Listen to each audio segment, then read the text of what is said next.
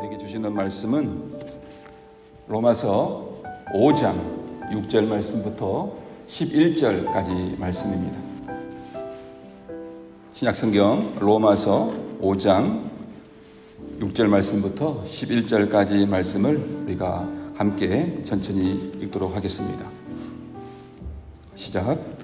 우리가 아직 연약할 때에 계약대로 그리스도께서 경건하지 않은 자를 위하여 죽으셨도다.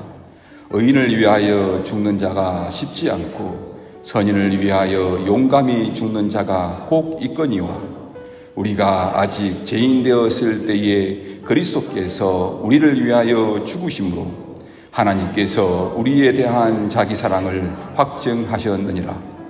그러면 이제 우리가 그의 피로 말미암아 의롭다 하심을 받았으니 더욱 그로 말미암아 진노하심에서 구원을 받을 것이니 곧 우리가 원수 되었을 때에 그의 아들의 죽으심으로 말미암아 하나님과 화목하게 되었은즉 화목하게 된 자로서는 더욱 그의 살아나심을 말미암아 구원을 받을 것이니라.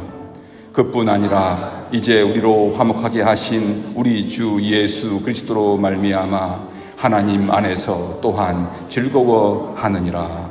아멘. 오늘 말씀 제목은 하나님을 자랑합시다 입니다. 하나님을 자랑합시다. 성경에서 구원의 이야기를 누가 주도합니까? 인간입니까? 하나님입니다. 성경은 창조주 하나님의 구원의 이야기입니다. 주도하다라는 말은 먼저 일을 계획하고 진행하고 이끌어 간다는 뜻입니다. 일을 이끌어가는 주체이며 중심이라는 말입니다. 영어로는 이니셔티브라고 합니다. 하나님의 주도성은 하나님이 계획하시고 추진하시고 진행하시고 이끌어 가신다는 말입니다. 주도적으로 일하시는 하나님의 모습을 성경은 창세기부터 분명하게 보여주고 있습니다. 창조의 일부터 전적으로 하나님이 시작하셨습니다. 하나님이 질서를 만드셨고 하나님이 질서를 요구하셨습니다. 또한 하나님이 사람과 동물과 식물과 하늘과 땅과 온 우주의 각 질서를 질서에 마땅한 역할을 요구하시고 또 부여하셨습니다. 사람에게 하나님의 형상을 부여하신 분도 하나님이십니다. 사람에게 지켜야 할 위치를 부여하시고 지킬 것을 요구하신 분도 하나님이십니다. 사람에게 온 땅에 퍼져나가 하나님의 형상에 담겨져 있는 그 질서를 전파하고 세우도록 요구하신 분도 하나님이십니다. 하나님이 앉아 계시며 다스리시는 에덴 동산을 경험하게 하신 분도 하나님이십니다. 그 동산에서 사람과 동행하며 거니신 분도 하나님이십니다. 아담과 하와의 첫 범죄 이후 직접 아담과 하와를 먼저 찾아오신 분도 하나님이십니다. 또 죄를 지적하시고 죄에 대한 정죄와 동시에 그 원시 복음이라 가르쳐 말하는 구원의 약속을 선포하신 분도 하나님이십니다. 창세기 3장 15절에 하나님이 뱀에게 이렇게 말씀하셨습니다. 내가 너로 여자의 원수가 되게 하고 내 후손도 여자의 후손과 원수가 되게 하리니 여자의 후손은 내 머리를 상하게 할 것이요 너는 그의 발꿈치를 상하게 할 것이니라. 여자의 후손이 최후로 사탄과 그로 대표되는 악을 물리칠 것임을 약속하신 분도 하나님이십니다. 아담 부부를 에덴 동산에서 쫓아내시기 전에 무화과 잎사귀 대신 가죽으로 옷을 입혀주신 이도 하나님이십니다. 이렇게 약속과 더불어서 가죽 옷을 입혀서 이렇게 밖으로 내보내신 이도 하나님이십니다. 그 이후 제파괴적인 결과들은 에덴 동산에서의 삶과 극명한 대조를 이룹니다. 서로에게 매우 무자비한 악을 행하던 타락한 죄인들은 홍수를 통해 멸망을 받습니다. 홍수를 보내신 이, 심판을 하시는 이도 하나님이십니다. 노아 가족을 또 선택하신 이도 하나님이십니다. 노아에게 구원의 방주를 만들게 하신 이도 하나님이시고, 그 방주에 타게 하시고 다른 짐승들을 태우게 하신 이도 하나님이십니다. 무지개를 보여주시면서 언약을 갱신하셔서 노아와 그의 가족들과 새로운 관계의 언약을 맺으신 분도 하나님이십니다. 그러나 다시 창세기 11장에서 바벨성을 쌓으며 인간은 다시 하나님처럼 되려는 욕망을 노골적으로 드러냅니다. 최후의 뱀의 유혹이 홍수 이후의 사람들 가운데에서도 꿈틀대고 있었던 것입니다. 그러나 인간 사이의 구성과 그 집중이 보여주는 모습은 하나님의 에덴 구상과 너무나도 다른 모습이었습니다. 하나님을 배제하고 하나님처럼 되려는 인간의 그 도성, 인간 시티의 그러한 모습이었습니다. 하나님 앞에서 인간 문화와 하나된 언어와 종교는 실패합니다. 흩어진 열방이 이룬 인간들의 모습은 압제와 폭력이 지배하는 그러한 사회가 되었습니다. 이것은 하나님이 맨 처음 구상하신 그 에덴 구상과는 커다란 대조를 이룹니다. 그래서 그들을 다시 어떻게 하십니까? 사방으로 흩으신 분도 하나님이십니다. 인간의 타락 때문에 인간은 선한 일에 무기력해지고 악행에 더하여 온갖 깨와 신속한 욕망을 전개해 나갑니다. 점점 더 사람들은 악한 쪽으로 부패가 진행되었습니다.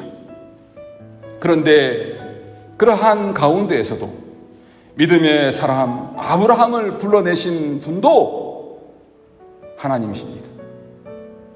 아브라함을 통해 새로운 하나님의 구원의 계획을 계속 진행하셨습니다.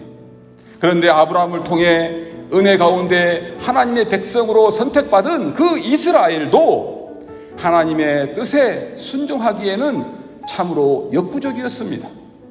선을 행하기보다는 불순종과 악행이 그들에게 더 빨랐습니다. 그렇게 부패한 인간 역사 가운데에서도 하나님의 주도적인 구원 계획이 분명히 드러나며 발전되고 진행되어 나갔음을 구약 성경에 기록했습니다. 성경의 이야기는 창조주 하나님이 자신의 뜻을 거역하고 배반하고 불순종하여 원래의 지위에서 떨어져 버린 반역한 인류를 찾아 역사 가운데에 들어오시는 그 하나님의 이야기입니다. 성경은 하나님이 창조하시고 하나님이 죄인들을 구원해내시는 구원의 이야기입니다. 오늘 본문 6절 말씀은 그 인간들, 그 제약된 인간들이 어떤 존재인지 알려주며 이렇게 시작하고 있습니다. 6절 말씀입니다. 우리가 아직 연약할 때에 기약대로 그리스도께서 경건하지 않은 자를 위하여 죽으셨도다. 이어서 7절과 8절에서 다시 확인해 주고 있습니다. 의인을 위하여 죽는 자가 쉽지 않고 선인을 위하여 용감히 죽는 자가 혹 있거니와 우리가 아직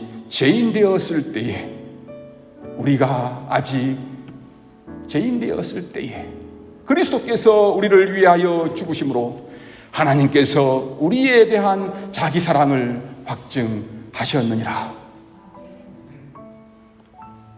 하나님은 자신을 거부하고 불순종하고 타락한 인류에게 누구를 보내셨습니까? 그리스도를 보내주셨습니다. 그리스도를 보내주신 분도 누구십니까? 하나님이십니다. 하나님이 우리의 구원을 위해 그리스도를 통해 하신 일은 무엇입니까? 우리가 약하고 또 악한 그러한 죄인이었을 때 하나님은 우리를 대신해서, 죄를 짓고 있는 우리를 대신해서, 죄를 밥 먹듯이 짓고 있는 우리를 대신해서 그리스도를 십자가에 우리 대신 죽게 하셨습니다. 그리스도를 우리를 위해 십자가에 죽게 내어주신 분도 하나님이십니다. 하나님이십니다. 우리에게 먼저 사랑을 시작하신 분도 하나님이십니다. 얼마나 우리를 사랑하셨습니까? 예쁜 것 하나 없는, 미운 짓만 열심을 내는 우리를 대신해서 하나밖에 없는 아들을 십자가에 매달려 죽게 하심으로 하나님은 우리를 향한 사랑이 어떤 사랑인지를 보여주셨습니다. 내가 너희들을 이만큼 사랑한다, 그렇게 보여주셨습니다. 하나님의 아들인 그리스도께서는 하나님이 우리를 얼마나 사랑하시는지 보여주시기 위해 우리를 하나님과 화목하게 하는 구원을 위해 십자가에 달려 죽으셨습니다. 목숨을 포기하셨습니다. 이토록 하나님이 우리를 향한 사랑과 하나님의 뜻, 하나님의 의지, 하나님의 열심은 너무나도 확실하고 너무나도 분명합니다. 그러나 우리를 향한 하나님의 사랑을 우리가 의심하고 또 혼란스러워할 때가 있습니다. 이처럼 하나님께서 우리를 이처럼 사랑하시는데 우리가 하나님의 사랑을 의심하고 또 혼란스러워할 때가 있다는 것이지요. 그때가 언제입니까? 일반적으로 우리가 죄를 지었을 때입니다. 또 원하는 일이 잘 풀리지 않을 때입니다. 바라는 것이 이루어지지 않을 때입니다. 나보다 다른 사람이 더 잘 되는 것 같은 그런 느낌이 있을 때입니다. 물질의 어려움을 당할 때, 그러한 등등 우리의 삶의 환경이 나빠졌을 때에 우리는 하나님의 사랑을 의심하고 또 혼란스러워할 때가 있습니다. 또 사랑하는 사람과의 관계가 깨어지고 또 사랑하는 사람을 먼저 하나님이 데려가시고 또 사랑하는 사람의 얼굴을 더 이상 볼 수 없고 그래서 마음이 괴롭고 외롭고 몸이 아파서 감정이 나빠졌을 때입니다. 이럴 때에 우리는 하나님이 나를 사랑하시는가 하는 그러한 의심도 하고 참으로 혼란스러워 할 때도 있는 것입니다. 바울은 하나님의 사랑을 의심하고 혼란스러워하는 사람들에게 더 강력하게 이렇게 주장합니다. 9절과 10절 말씀입니다.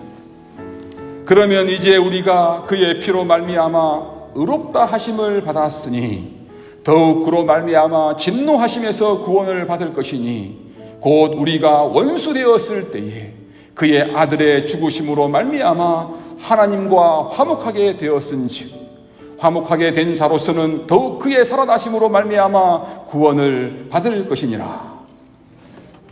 우리가 누구하고 원수가 되었습니까? 하나님과 원수 되었을 때 우리에게 칭찬할 것이라고는 아무것도 없었고 우리가 하는 일이라는 것이 모든 일이 다 하나님을 반역하는 것이었는데 그때에도 예수님이 십자가에 달려 우리를 구원하셨다면 우리를 위해 우리가 생각조차 할 수 없는 일을 하셨다면 이제 우리와 화목하게 된 이상 우리를 하나님이 왜 우리를 포기하시겠는가입니다. 이러한 하나님과 원수되었을 때도 우리를 사랑하시고 우리를 구원하시고 화목하게 되었다면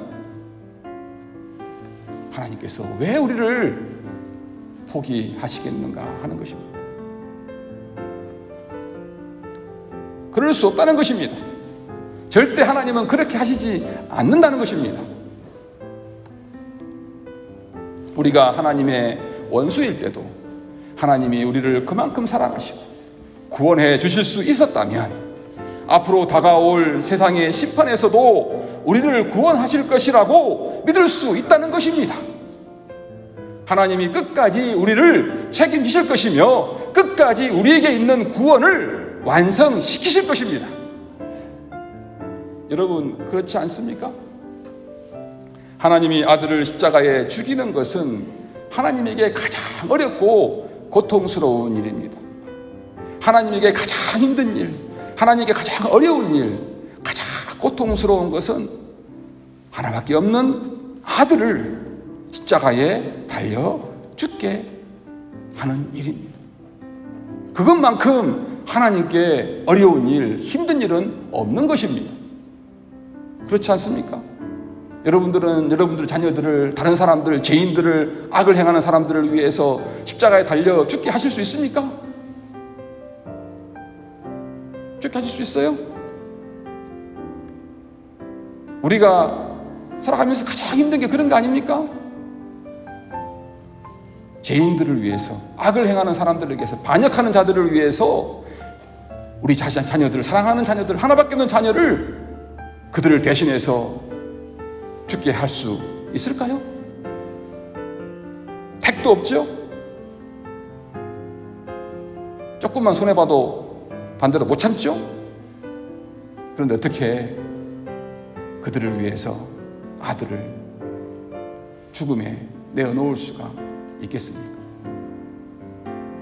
그런데 하나님은 그 일을 하셨어요.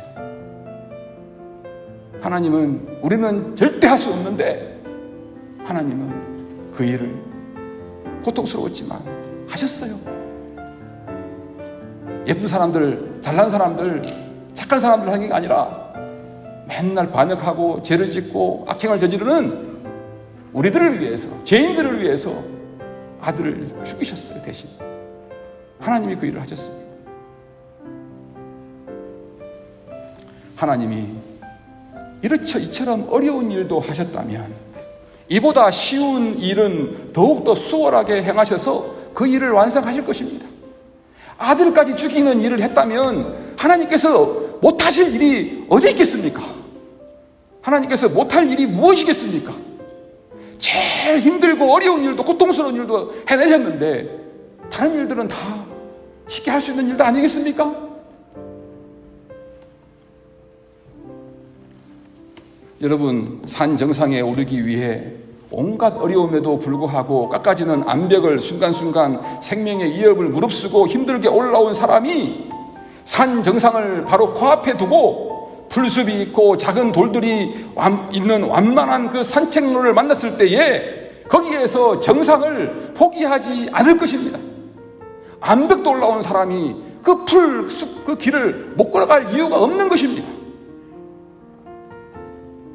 여러분, 어려움에 빠진 친구를 만나기 위해서 강력한 바람과 비 속에서도 먼 길을 운전해온 그 친구가 바람과 비가 그치고 하늘이 점점 밝아지는 때에 드디어 친구 집에 도착하여 벨만 누르면 되는 일, 그 벨만 누르는 일만 남았을 때에 거기서 친구를 만나는 걸 포기하고 돌아가지는 않을 것입니다. 반드시 벨을 누르고 친구를 만날 것입니다. 너무나 쉬운 일 아닙니까? 올림피아에 있는 친구를 만나기 위해서 한국의 부산에서 배를 타고 넓고 그 무서운 태평양 바다를 힘들게 지나서 캐나다 바로 밑에 그 퓨짓 사운드 입구에 들어선 사람이 이 퓨짓 사운드의 그 호수 같은 그 바다로 몇 시간만 더 가면 되는 그 올림피아, 그곳에서 친구를 만나는 것을 포기하고 다시 태평양 바다로 배를 돌리지는 않을 것입니다. 여러분, 큰 파도와 싸운 거친 태평양을 지나올 때는 여러 가지 큰 어려움도 있었지만 호수 같은 그 퓨짓 사운드를 지나갈 때는 뭔가 삶이 밋밋하고 지루하고 심심할 수가 있습니다. 이민 와가지고 처음에는 막 애들 키우고 일도 하나 하고 또 2개 하고 또 3개까지 일을 해가면서 막 바쁘게 살아가고 그러다가 또 막 한 달 폐임을 해야 되는데 그것이 막 힘들었는데 그것이 해결되고 폐임을 하고 또 한 달을 또 살 수 있겠네. 막 그럴 때는 막 희열이 있고 또 하나님의 도우심이 있고 막 기쁨이 있고 막 그러잖아요. 하나님 나와 함께 하시네. 그죠? 그런 문제들이 해결될 때가 너무너무 많잖아요. 그런데 이민 와가지고 20년, 30년 잡도 안정이 되고 직업도 안정이 되고 사업도 안정이 되고 애들도 좀 크고 좋은 집에 좋은 차에 먹고 살만하고 걱정할 게 좀 없어지고 그러면 좀 삶이 좀 밋밋해지잖아요.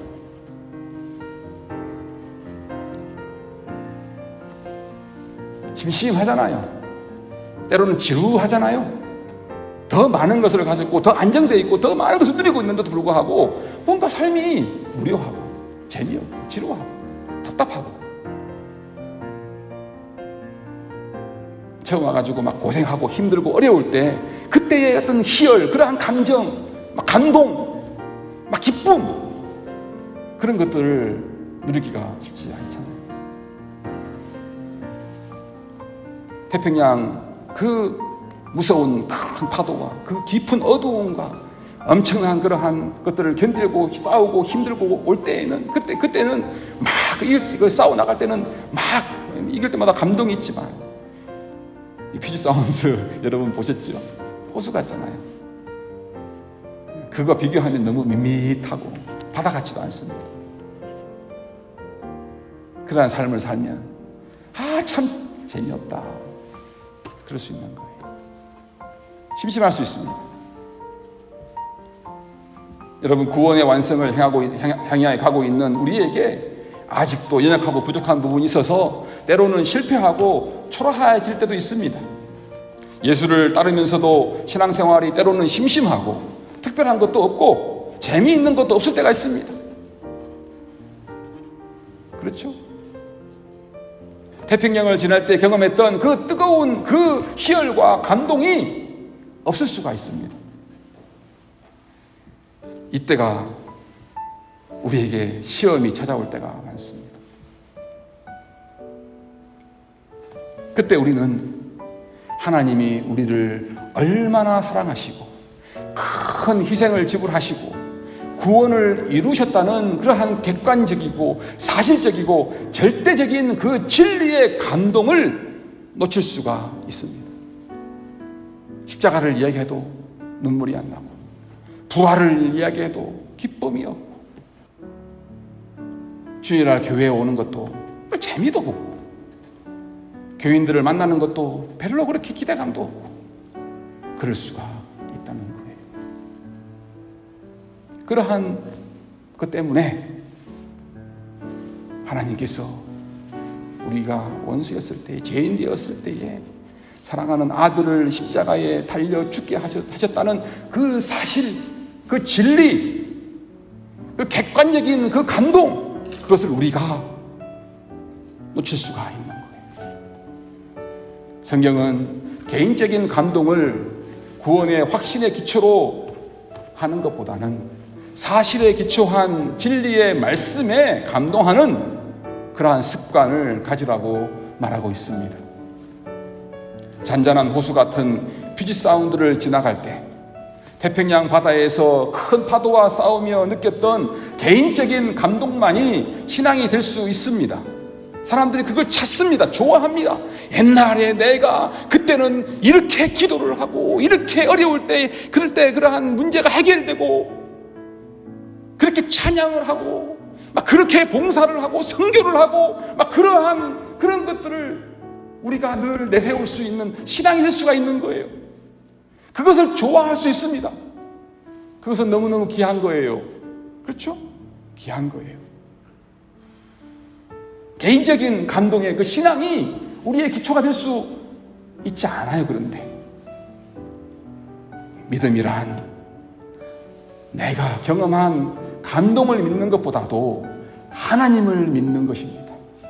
자칫하면 내 감동 믿다가 하나님 믿는 것을 놓칠 수가 있어요. 함정에 빠질 수가 있어요. 하나님을 붙잡고 있는 게 아니라 나의 감동, 나의 그 체험을 붙잡을 수 있는 거예요. 그래서 엉뚱한 방향으로 우리 자신을 몰아갈 수가 있습니다. 하나님이 누구시며 나에게, 인류에게 어떤 일을 하셨는지에 대해 믿고 신뢰하는 것이 믿음입니다. 아울러 하나님이 앞으로 나에게 어떤 일을 하실지를 믿는 것입니다.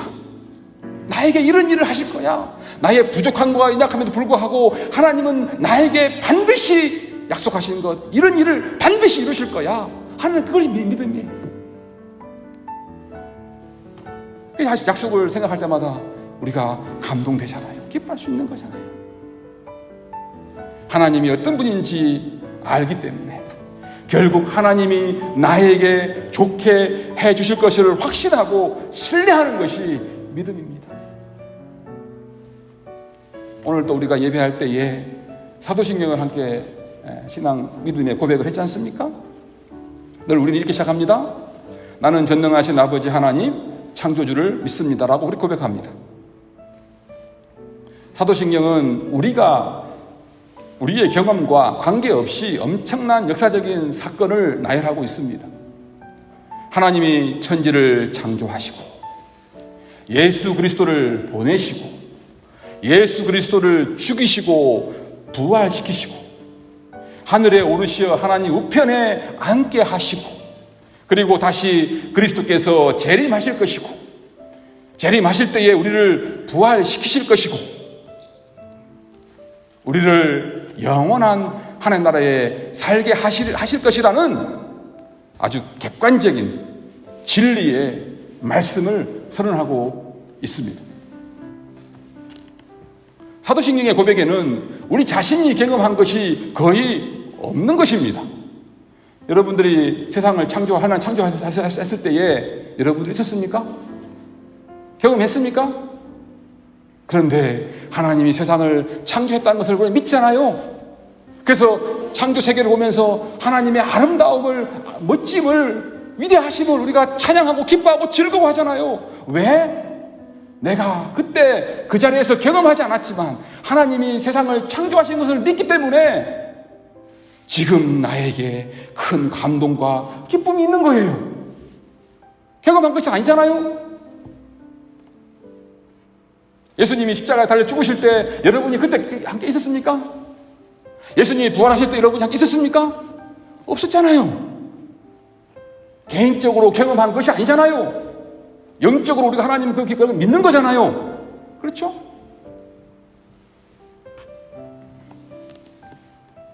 객관적인 그 선언을 우리가 믿음으로 고백하는 거예요. 사도신경의 고백에는 우리 자신이 경험한 것이 거의 없는 것이라는 것이 사도신경의 놀라운 그러한 점입니다. 우리 이러한 객관적인 사실을 믿고 감동하고 감격하는 것입니다. 사도신경의 신앙을 고백할 때 때로는 너무 감동이 되잖아요. 막 기쁨이 생기잖아요. 소망이 생기잖아요. 우리의 믿음의 고백이기 때문에 그래요. 직접 경험한 건 아니지만 우리의 믿음의 고백이기 때문에 그것이 나를 감동시키고 기쁨을 주고 소망을 주고 용기를 주지 않습니까? 그리고 하나님께 감사합니다. 여기서 우리가 확인해야 할 중요한 포인트는 우리의 구원을 하나님께서 주도해 가신다는 이런 객관적인 사실입니다. 우리의 구원의 영광스러운 그 완성이 우리의 감정이나 상황으로 결정되어지지 않는다는 것입니다. 내가 감정이 좀 좋아지면 내 구원이 완성이 되고 내 기분이 좀 나빠지면 그 구원이 실패되고 그런 것이 아니라는 것입니다. 주체가 내가 아니고 하나님이라는 것입니다. 구원의 영광스러운 완성은 하나님의 사랑과 약속과 신실함에 의해서 결정됩니다. 내 감정과 상황이 아니라 나를 향한 하나님의 사랑과 약속과 그 신실함에 의해서 우리의 구원의 완성이, 영화로움이 이루어지는 것입니다. 하나님이 계획하시고 추진하시고 진행하시고 이끌어 가신다는 사실 때문에 이루어지는 것입니다. 하나님이 그 일을 하시기 때문에 하나님 때문에 이루어지는 거예요. 하나님이 구원을 이루어 가시는 이런 객관적인 엄청난 사실에 우리가 시선을 고정하면 어떤 일이 우리에게 당장 일어나는 줄 아십니까? 우리가 지금 경험하고 있는 일들이 더욱더 소중해지고 가치 있는 일이 됩니다. 그것이 재미없는 일이든 슬픈 일이든 기쁜 일이든 모든 일이 의미 있는 일이, 가치 있는 일이 됩니다. 우리는 재미없는 일, 슬픈 일, 기쁜 일을 잘 엮을 수가 있습니다.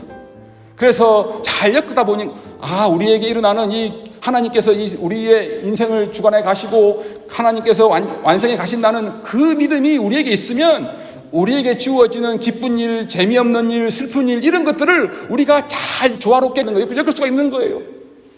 엮어서 하나님께서 참으로 어떻게 이 일을 통해서 선하게 인도하실까?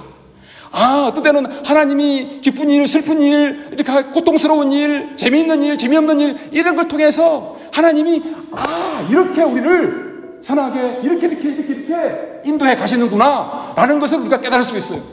볼 수가 있어요. 그럴 때에 우리가 그 상황을 잘 받아낼 수 있고 또 잘 활용할 수가 있는 것입니다. 그래서 뜻밖에도 안 좋았던 상황이 좋은 상황으로 바뀝니다. 놀랍지 않습니까? 무슨 일이 생기면 사람들은 막 그게 매여가지고 그 상황을 잘 분석하고 활용하지 못하잖아요. 그런데 우리는 그걸 잘 엮을 수 있는 사람들이잖아요. 하나님이 우리와 함께 하시고 우리를 사랑하시고 우리를 인도해 가시고 우리의 구원을 완성하시는 그 가운데 우리가 있기 때문에, 그 확신하는 믿음이 있기 때문에 그 슬픔에 대해서도 기쁨에 대해서도 재미없는 일에 대해서도 심심한 일에 대해서도 우리가 잘 해석을 할 수 있고 그것을 잘 버무릴 수 있고 믹스할 수 있어가지고 그것을 하나님 기뻐하시는 선한 뜻을 잘 하는 대로 우리가 깨닫고 나갈 수가 있는 거예요. 놀랍죠? 그런 삶을 우리가 살 수 있어요. 이게 없으면 그때 순간적인 감정에 좀 슬픈 일 있으면 그때 그냥 감정에 취해가지고 그냥 그 감정대로 해가지고 그 하나님 선하신 뜻을 놓쳐버려요. 보지 못해. 재미없는 일 만나도 재미없는 일 통해서 하나님이 뭘 하실까? 그런 것들 고민하지 않아요. 인생 재미없네, 슬프네, 재미없네, 보링하네. 그러면서 시간 다 죽여버려요. 예수 믿는다는 게 그렇게 복이에요. 그 상황을 잘 유익하게 대처할 수 있습니다. 그래서 보십시오. 믿음의 사람들은 어떤 일이 생기면 그 상황을 잘 유익하게 대처를 합니다. 활용을 합니다. 안 좋은 상황도 좋은 상황으로 바꾸어내고 활용을 합니다. 그게 바로 오늘 바울이 우리에게 해주고 싶은 말씀입니다. 사랑하는 은혜와 평강교회 가족 여러분, 하나님이 우리의 구원의 완성을 우리에게, 능력 없는 우리에게 맡겨두시지 않으시고 하나님이 계획하시고 하나님이 추진하시고 하나님이 진행하시고 하나님이 이끌어 가신다는 걸 생각할 때에 우리는 하나님을 더 신뢰할 수 있습니다. 그래서 11절 말씀이 나오는 겁니다. 그뿐 아니라 이제 우리로 화목하게 하신 우리 주 예수 그리스도로 말미암아 하나님 안에서 또한 즐거워하느니라. 하나님 안에서 즐거워하느니라.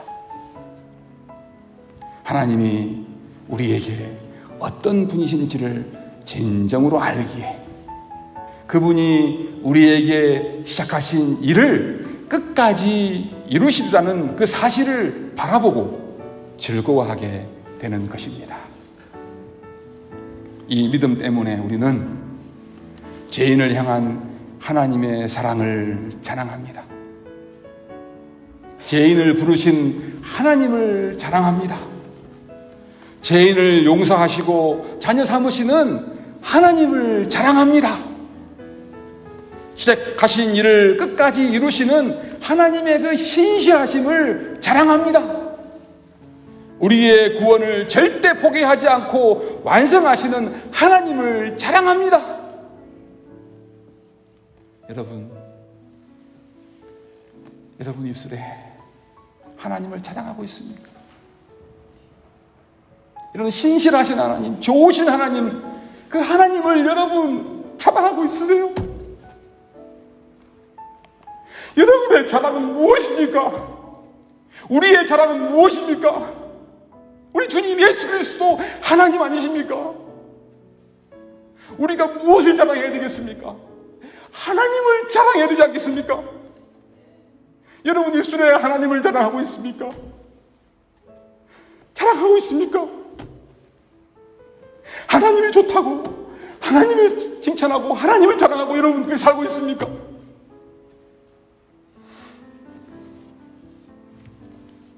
여러분 입술에 마음에 하나님을 자랑하십시오. 하나님은 우리의 자랑을 받기에 합당하신 신실하신 사랑이 많으신 분이십니다. 우리가 하나님을 자랑할 때에 우리의 마음에 감동이 있고 기쁨이 있고 즐거움이 있습니다. 회복됩니다. 행복한 사람, 기쁜 사람 만나보십시오. 그 사람들은 입술에서 하나님을 자랑하는 사람들이에요. 자랑하는 사람들이에요. 그러한 하나님을 자랑하는 우리 은하평강교회 모든 식구들이 되시길 바랍니다. 이 축복을 누리시길 바랍니다. 하나님 감사합니다. 오늘 말씀을 통해서 우리를 위로하시고 격려하시고 또 소망을 주시며 힘주시며 감사합니다. 이 말씀이 우리의 마음과 삶 가운데 이루어져서 더욱더 하나님을 자랑하고 하나님을 높이고 하나님의 영광을 위해 살아가는 우리 모두가 되게 하옵소서. 예수님 이름으로 기도합니다. 아멘. 이 시간에는 유성경 집사님 부부께서 나와서 하나님께 찬양하겠습니다. 근데 설교 제목도 알려드리지 않고 본문도 말씀드리지 않았는데 오늘 말씀 내용이 본문과 너무너무 같았습니다. 참 성령께서 이렇게 감동으로 교통하심으로 인도하시는구나 라는 것을 깨달았습니다. 유성경 집사님 나오셔서 하나님을 자랑하는 그러한 찬양을 하나님께 올리겠습니다. 찬양을 준비하게 되면요, 제가 사실 한 몇 달 전부터 몸에 좀 증상이 좀 안 좋아져갖고 이 생활하면서 지난 날을 좀 돌아봤습니다. 저는 1963년도에 태어나 2살 때, 4살 때, 24살 때 죽음에서 하나님이 이렇게 건져주셔가지고 이 미국 땅으로 옮겨주셔서 1995년에 예수님을 영접하고 새로운 삶을 살게 됐습니다. 근데 이제 예수님을 만나서부터 내 삶이 변했고 상당히 행복한 삶을 살았는데 어느 한순간부터 엄청난 고난이 왔어요. 와이프가 떠나가게 되고 또 아들, 딸이 또 떠나가게 되고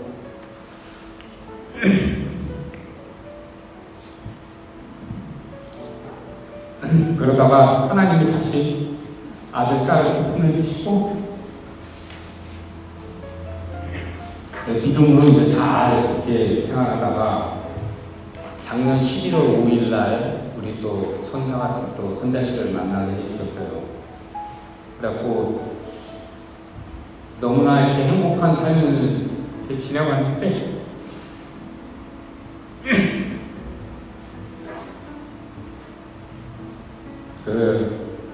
돌아보면서 이렇게 하루하루 생활이 어떤 고난 속에서도 하나님이 항상 함께해 주시고 모든 일 속에 하나하나 또 이렇게 해결해 주시는 그런 또 하나님을 또 의지하면서 믿음으로 그 지금까지 오면서 그 행복한 와중에도 또 저희들에게 이렇게 고난이 왔는데 지나고 보면 다 유익이라고 하고 하나님께서 두려워하지 말고 놀라지 말고 주님의 의로운 손으로 붙들어 주신다고 했는데 또 우리 천사도 또 선자식 만나게 해주셔서 또 나를 또 내주하고 얼마 전에 또 차 안에서 우리가 믿음으로 서로 격려하고 칭찬하고 또 진짜 사랑에만 하면서 나는 이 찬양을 여태까지 살아오면서 너무 좋아한다. 이 말 했는데 오늘 이렇게 또 찬양을 또 이 신시달 중으로 하나님께 또 영광을 돌리기 위해서 나왔습니다. 많이 우리 또 손자식을 위해서 이렇게 또 기도해 주시길 바라겠습니다.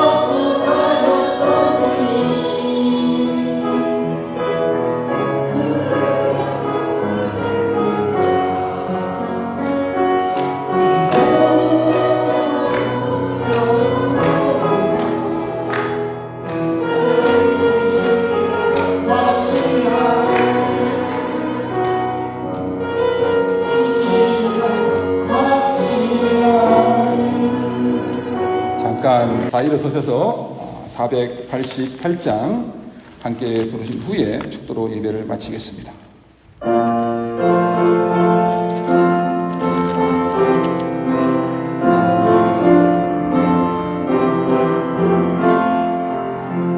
이 몸의 소망 무언가 우리 주 예수뿐일세. 우리 주 예수 밖에는 믿을 리 아주 없도다. 주 나의 반석이 서리라 그 위에 내가 서리라 무섭게 바람 부는 밤 물결이 높이 설렐 때 우리 주 크신 은혜에 소망에 닿을 주리라 주 나의 반석이시니 그 위에 내가 서리라 그 위에 내가 서리라 세상에 믿던 모든 것 끊어질 그날 되어도 구주의 언약 믿사와 내 소망 더욱 크리라 주 나의 반석이시니 그 위에 내가 서리라 그 위에 내가 서리라 바라던 천국 올라가 하나님 앞에 배울 때 구주의 의를 힘입어 여여치 바로 서리라 주 나의 반석이시니 그 위에 내가 서리라 그 위에 내가 서리라 이제는 우리 구주 예수 그리스도의 은혜와 하나님 아버지의 크고 놀라우신 사랑하심과 성령님의 인도 위로 교통 역사하심이 오늘 예배에 나와 하나님의 말씀을 듣고 앞으로 더욱더 하나님을 자랑하고 살기로 결단하는 우리 은혜와 평강교회 모든 식구들의 걸음걸음 위에 특별히 내일 모레 LA로 출발하시는 김인옥 집사님 걸음걸음 위에 이제부터 영원토록 함께 있을지어다. 아멘.